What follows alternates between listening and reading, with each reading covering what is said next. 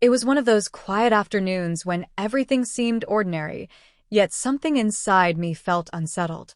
I had gone to visit a close family member's house, expecting the usual warmth, chatter, and comfort that such visits often bring. The place was familiar, but that day, I couldn't help noticing the silence that hung in the air, as if the walls themselves were holding secrets. I remember sitting in the living room, sipping tea, when I felt a pair of eyes linger on me longer than they should have. At first, I tried to dismiss the thought, convincing myself that I was only imagining it. But the more time passed, the more I became aware of his presence. He carried himself with a certain authority, an unspoken confidence that made it difficult to look away. There was something unsettling about the way he spoke, not in words, but through silence and glances. Every time he entered the room, the atmosphere shifted. I tried to remain composed, busying myself with a teacup in my hands or adjusting my scarf, but I could sense the intensity growing. It wasn't loud or obvious, but quiet, patient, and dangerous. When he suggested I join him for a conversation in another room, I hesitated. My instincts whispered caution, yet curiosity tugged at me. Perhaps it was loneliness, perhaps the need for attention, or perhaps something I couldn't define at the time. Against my better judgment, I followed. The room was dim, the curtains partly drawn, allowing only a soft light to seep through. He closed the door behind us, and the sound of the latch echoed louder than it should have. My heart beat faster, not from fear alone, but from a confusion of emotions that collided within me. I told myself I should leave, but my feet didn't move.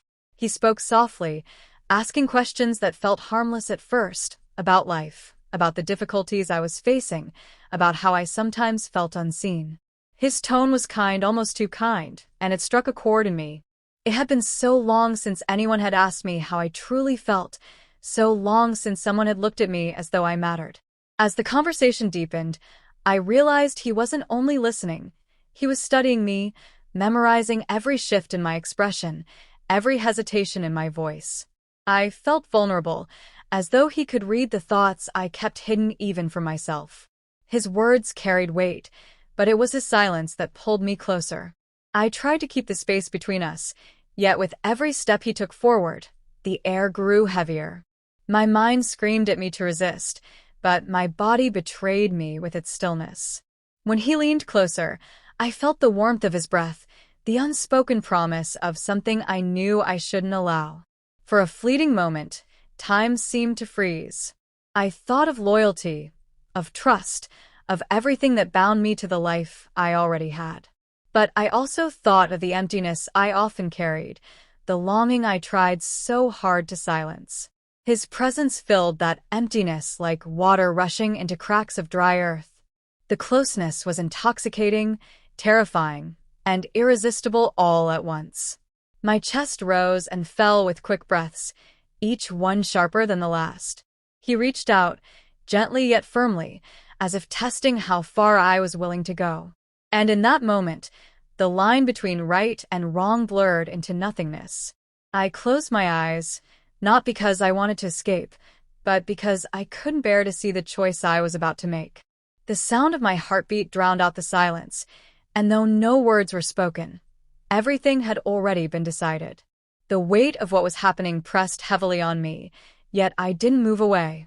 The room seemed smaller, the walls closer, the air thicker. The world outside no longer existed.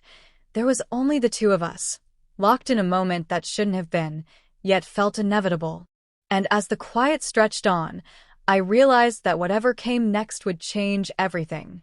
The minutes that followed were heavier than hours, as though time itself had slowed to watch my hesitation. I kept telling myself that this was a mistake, that I should rise, walk out, and never look back. But my body felt like it belonged to someone else. His presence was overpowering, not because of force, but because of the way he made me feel, as if I was seen, chosen, and desired in a way I hadn't experienced for years. There was a stillness between us, but it was charged, like the air before a storm. His hand brushed against mine ever so slightly, and that single touch sent a shiver through me that I could not hide. I should have pulled away, I knew I should have, yet I didn't. The softness of that moment, the unspoken tension, drew me deeper into a space where consequences no longer mattered. I kept searching his face for answers. What did he want? What was he thinking? Why me? But every glance, every flicker in his eyes only deepened my confusion. There was a mix of gentleness and intensity that left me defenseless. It wasn't just attraction. It was the thrill of stepping into forbidden territory, the dangerous allure of breaking a rule I had always believed unshakable. He spoke my name softly, and that sound alone left me trembling. In the quiet room, it echoed with a weight that words should never have. My lips parted as though to respond, but no words came. My silence was an answer in itself, and he understood it without needing to ask again. As he moved closer, I could feel the warmth radiating from him. My heartbeat quickened, my chest rising and falling in uneven rhythm. I thought of my sister, of the trust she placed in me, of the home I was sitting in, and guilt pricked at me like needles. But alongside guilt was something darker and more consuming: desire. A desire that refused to be silenced, no matter how much I begged myself to resist. When his hand finally rested against my arm, it was both a question and an invitation. I looked away, unable to meet his gaze, yet I didn't move back. The touch lingered, spreading warmth through me, and my mind raced with conflicting thoughts. Was this affection? Was it manipulation? Or was it simply two people caught in a moment of weakness? The silence grew unbearable. I wanted to speak, to stop what was unfolding, but my voice betrayed me. My body leaned ever so slightly closer, betraying my inner turmoil. It was as if some hidden part of me had already chosen, while the conscious part still fought desperately to hold onto the illusion of self-control. The tension broke when he whispered something I barely heard. It wasn't a declaration of love or even a promise. It was a simple acknowledgement of the connection between us, a recognition of the moment we were trapped in. That acknowledgement was enough to unravel the last strands of resistance I clung to. Every sound in the house seemed amplified: the ticking of the clock, the faint hum of a fan, even the creak of the bed as I shifted. They all became reminders that this was real, that it wasn't a dream I could wake up from. My hands trembled as they found themselves drawn into the space he created, closing the distance that should have remained untouched. I thought of what tomorrow would look like. Could I face her? Could I face myself? The weight of betrayal was already settling into my chest, but it was entwined with a rush of emotions too strong to fight: excitement, fear, hunger, and an aching need to feel alive again. I realized then that this wasn't about love, at least not in the traditional sense. It was about longing for attention, for touch, for something that broke the monotony of life. And in that moment, I chose the longing over the loyalty. The sound of my own breathing filled the room, shallow and unsteady, as if I was standing at the edge of a cliff. And maybe I was. With one step forward, everything I knew would change. One step backward, and I could preserve the fragile life I had. The hours after that moment felt like an eternity compressed into silence. When I finally left the room, I carried with me a weight that pressed heavily on my chest. My hands shook as I smoothed my clothes, trying to erase any trace of what had just happened, though I knew it was impossible. The walls of that house felt closer, the corridors narrower, as if they too held the knowledge of the choice I had made. I avoided everyone's eyes. Every glance felt like an accusation, even when no one suspected anything. My sister's smile, her simple trust in me, burned like fire against my conscience. I answered her questions with short replies, avoiding the warmth in her tone that only deepened my shame. How could I sit beside her, knowing what I had just done behind closed doors? Yet despite the guilt, my mind refused to let go of the memory. His voice, his touch, the unspoken connection. It replayed endlessly in my head. At night, when I lay awake staring at the ceiling, I felt the echoes of that closeness haunt me. Part of me longed to forget, but another part clung to it desperately, like a forbidden treasure hidden deep inside. Days passed, but the silence between us grew louder. We avoided each other in front of others, yet every stolen glance reignited the fire I thought I had buried. I tried to convince myself it was over, that it had been a moment of weakness that would fade with time. But each time I saw him, I knew I was lying to myself. There was something unfinished between us, something that pulled us back, no matter how much we resisted. The second encounter was not planned. Or maybe it was, in ways neither of us wanted to admit. I found myself alone in the house again, and when he appeared, the air instantly shifted. I told myself I would leave, that I wouldn't allow the same mistake to happen twice. But the look in his eyes told me we were already past the point of return. The conversation started innocently, just words exchanged to fill the silence. But beneath those words was a current, a pull neither of us could ignore. Each sentence drew us closer, until the pauses between words grew heavier than the words themselves. I could feel it happening again, the slow unraveling of my willpower. When he reached for me this time, I didn't resist. There was no hesitation, no false attempt to hold on to the image of what was right. I let myself fall into the moment, aware of the danger, aware of the betrayal, but powerless against the tide. It was reckless, it was selfish, but it was also intoxicating. Every sense was heightened, every detail sharper.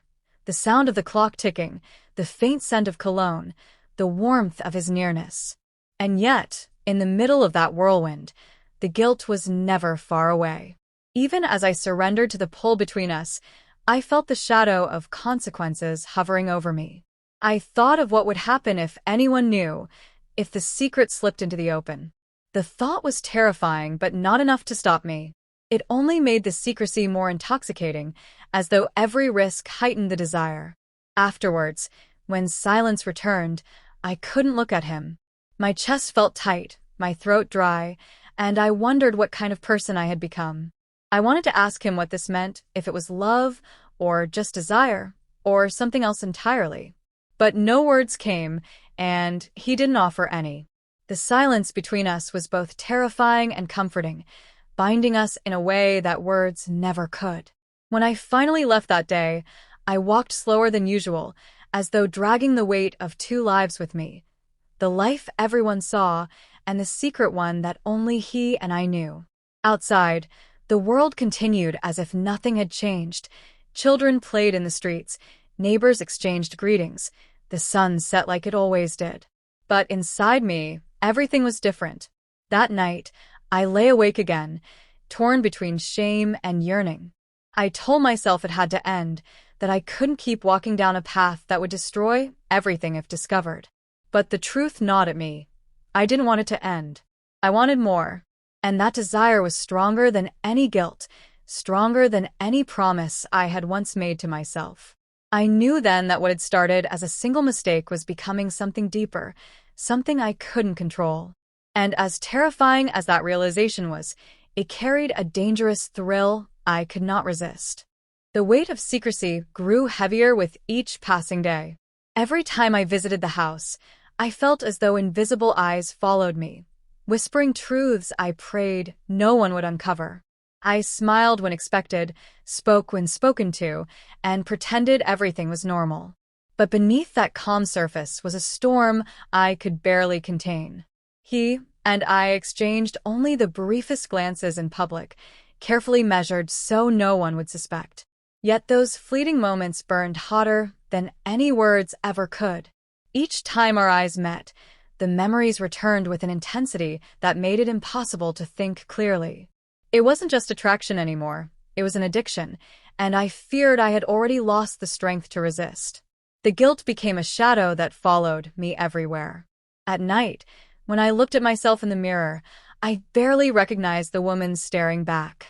She was different, torn between two lives, trapped between loyalty and longing. I asked myself countless times why I didn't walk away, why I allowed myself to remain bound to something I knew could destroy me. The answer was painful in its simplicity because I couldn't. Every encounter blurred the lines further, pulling me deeper into a space where right and wrong no longer mattered. I told myself that no one was being hurt because no one knew, but the truth gnawed at me. The betrayal lived silently in my heart, and one day silence would not be enough to hide it. The fear of being discovered was constant. A sound in the hallway, a knock at the door, even the simple act of someone calling my name could send panic rushing through me. Yet strangely, that very fear made each moment with him more intoxicating. The risk became part of the thrill, as though we were dancing on the edge of a cliff and daring fate to push us over. There were times when I wanted to end it, to find the strength to sever the bond before it grew beyond control. But each time I tried, he found a way to pull me back, with a word, a touch, or even just a look that reminded me how alive I felt when I was with him. My life outside that secret felt dull in comparison, and that contrast only deepened my dependence. One evening, when the house was unusually quiet, we found ourselves alone again. I had promised myself it would be different, that I would resist, that I would not let the past repeat itself. But the silence between us grew unbearable, and before I could stop myself, I was drawn into him once more. The choice wasn't conscious, it was instinct, habit, desire. And when it was over, I knew there was no going back. After that night, the reality of what I had done hit me harder than ever. I sat alone, trembling with the knowledge that I was now bound to this secret in ways I hadn't imagined before. It wasn't just a fleeting mistake anymore, it was a chain I carried, heavy and unbreakable. Every smile I shared with my sister, every word of kindness from her, pierced me with guilt sharper than any blade. I wanted to confess, to unburden myself, but the fear of destroying everything held my tongue. And so I lived in silence, trapped between the life I was supposed to honor and the secret I could never reveal. The story didn't end with some dramatic revelation or confrontation. Instead, it lingered quietly, like smoke that refuses to clear after fire. We continued as though nothing had happened, wearing masks of normalcy while carrying the weight of what we both knew. Each passing day was a reminder that choices have consequences, even when they remain hidden from the world. In the end, what haunted me most wasn't the secrecy, nor the fear of being caught. It was the realization that I had allowed myself to cross a line I could never uncross. That even if no one ever discovered the truth, I would carry the shadow of it within me forever. And so I learned that infidelity isn't only about broken vows or hidden meetings. It's about the way it carves itself into your soul, the way it changes how you see yourself, and the way it lingers long after the moments are gone. What began as a single choice had grown into a story I could never tell, a chapter of my life written in silence and sealed by guilt.